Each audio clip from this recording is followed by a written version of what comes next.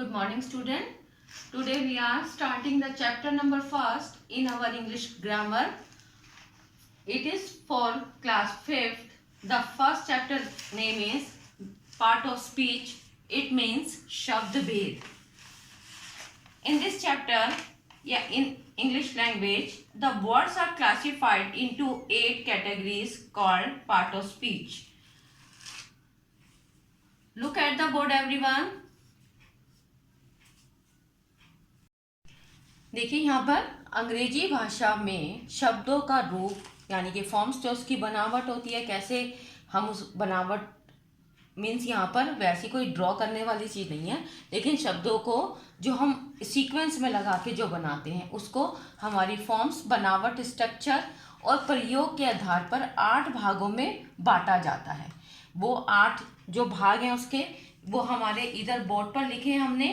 First noun संज्ञा, pronoun सर्वनाम, verb क्रिया, एडवर्ब क्रिया विशेषण, प्रीपोजिशन संबंध बोधक, एडजेक्टिव विशेषण, कंजक्शन संयोजक, इंटरजेक्शन विस्मयादिक बोधक।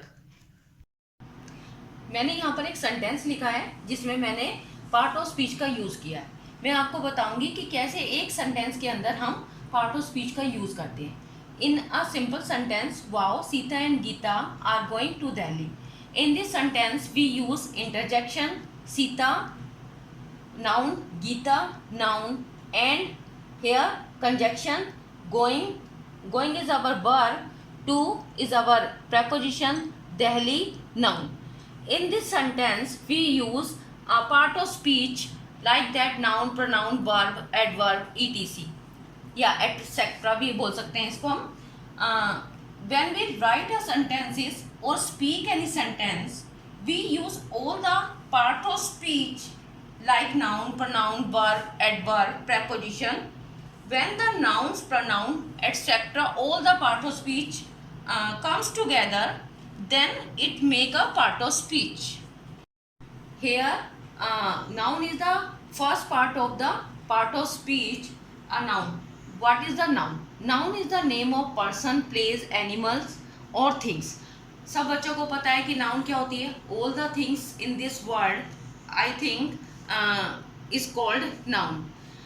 Like fan, noun, door, noun, boy, noun. All the things are nouns. लेकिन नाउन के पार्ट भी होते हैं। हम कौन सी कैटेगरी में रखते हैं नाउन का, ये आप आगे पढ़ेंगे। लेकिन यहाँ पर मैं एक सिंपल बता रही हूँ कि नाउन क्या होता है।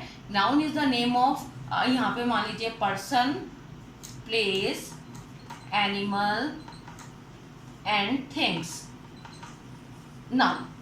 यहाँ पर सेकंड हमारा आता है प्रोनाउन। प्रोनाउन क्या होता है? Pronoun is a word used in place of a noun. जो नाउन की जगह पर प्रयोग होने वाले शब्द होते हैं उनको हम नाउन कहते हैं। मान लो एक जगह हमने यूज करा Geeta is a good girl, तो यहाँ पर हमें गीता की जगह अगर हमने शी कर दिया, बिकॉज आपको पता है कि शी लड़की के लिए आता है, तो यहाँ पे हमने करा she is a good girl.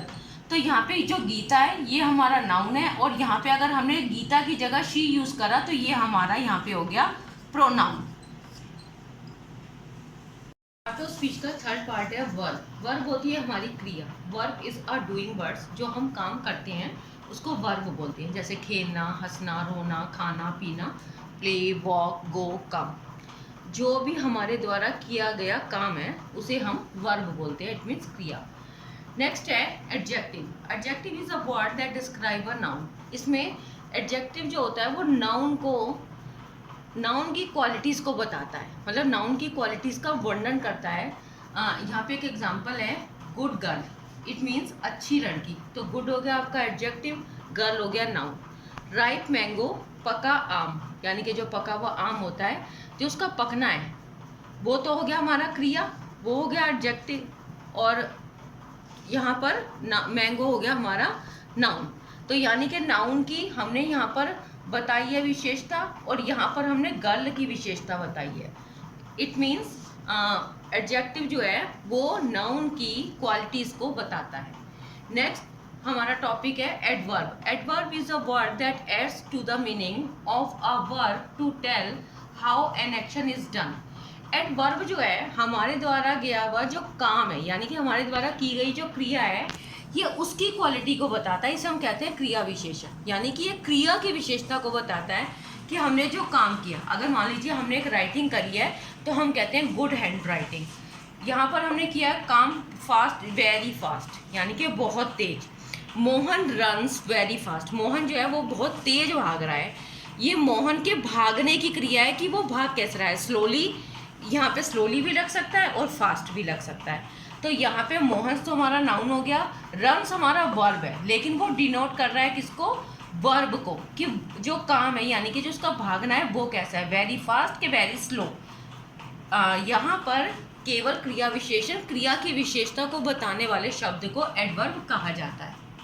Next is our preposition. A preposition is a word used before a noun or a pronoun to show its relation with another noun or pronoun.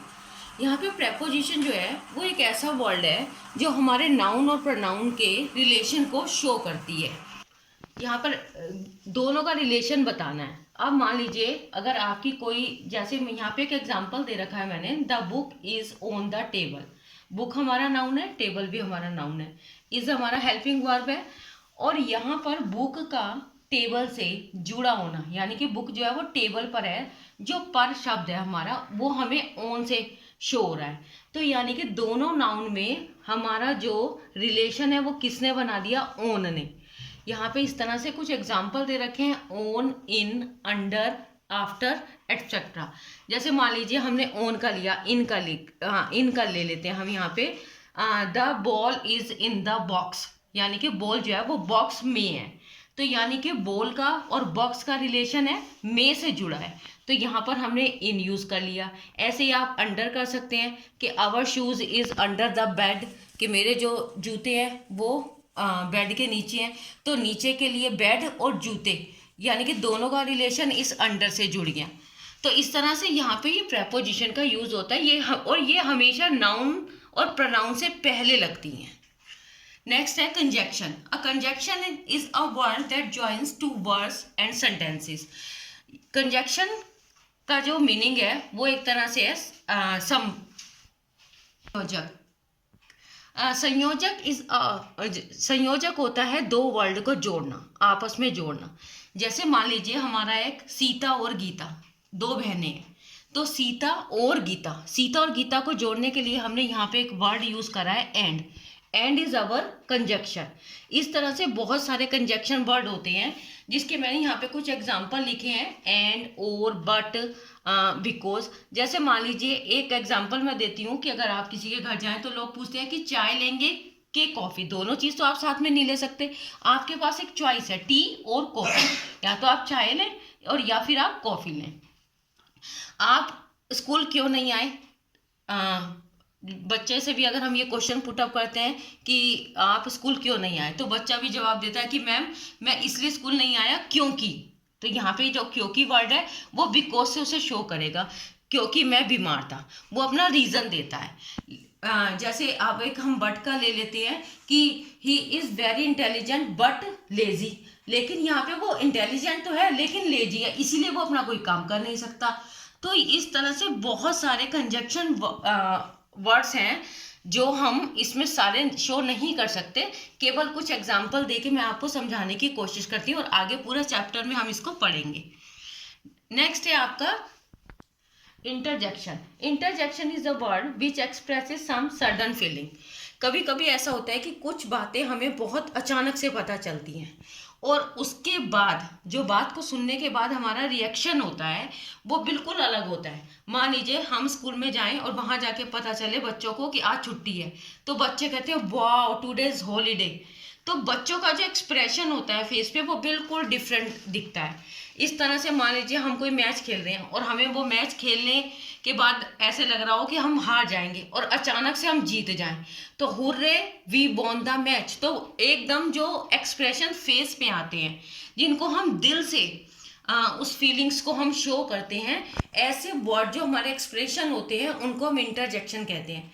और इंटरजेक्शन वर्ड में जैसे वाव, hurray, ओ, alas, बहुत सारे ऐसे word हैं जिससे हम sentence के अकॉर्डिंग यूज करते हैं। कभी कोई दुख की बात भी होती है तो उसमें हम अलग से वर्ड, जैसे अलास हमने कर दिया, ओह कर दिया, तो इस तरह से। और हमेशा आप ये भी एक ध्यान रखें कि इंटरजेक्शन के बाद एक्सक्लेमेटरी जो सही है साइन है, ये जरूर। पार्ट ऑफ स्पीच के जितने भी पार्ट थे, नाउन, प्रोनाउन, वर्ब, एडवर्ब, इनको हम अलग से अकॉर्डिंग टू चैप्टर्स भी बहुत डिटेल से समझेंगे। तब तक के लिए टेक केयर, बाय बाय।